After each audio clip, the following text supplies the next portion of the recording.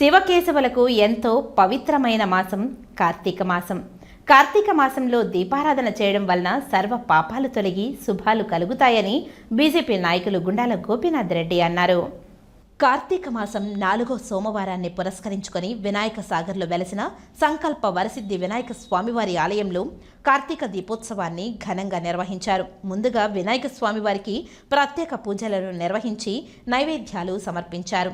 అనంతరం ఆలయం ముందు మహిళలు, పెద్దలు, పిల్లలు అందరూ కలిసి కార్తీక దీపాలు వెలిగించి హరహర మహదేవ, శంభో శంకర అంటూ ప్రణమిల్లారు. ఈ సందర్భంగా పురోహితులు సురేష్ స్వామి, బీజేపీ నాయకులు గుండాల గోపీనాథ్ రెడ్డిలు మాట్లాడుతూ శివకేశవులకు అత్యంత ప్రీతికరమైన కార్తీక మాసంలో దీపారాధన చేయడం వలన కష్టాలు తొలగి శుభాలు కలుగుతాయని తెలియజేశారు.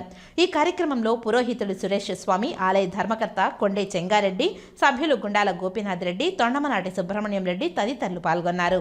ఈరోజు ఇందువాసరే సోమవారం, శివుడికి విశేషమైన దినం. అది కార్తీక మాస చివరి సోమవారం. ఆయా వేళలో ప్రదోష కాలంలో కార్తీక దీపోత్సవం మన సంకల్ప వరసిద్ధి వినాయక సాగర్ గుడిలో వినాయకుడికి పూజలు, కార్తీక దీపోత్సవం మన గోపీనాథ్ రెడ్డి గారు, చెనంగారెడ్డి గారు, సుబ్రహ్మణ్య రెడ్డి గారు, రాజశేఖర్ గారు ఆధ్వర్యంలో ఈ రోజు సాయంత్రం ప్రదోష కాలంలో చేసినాం.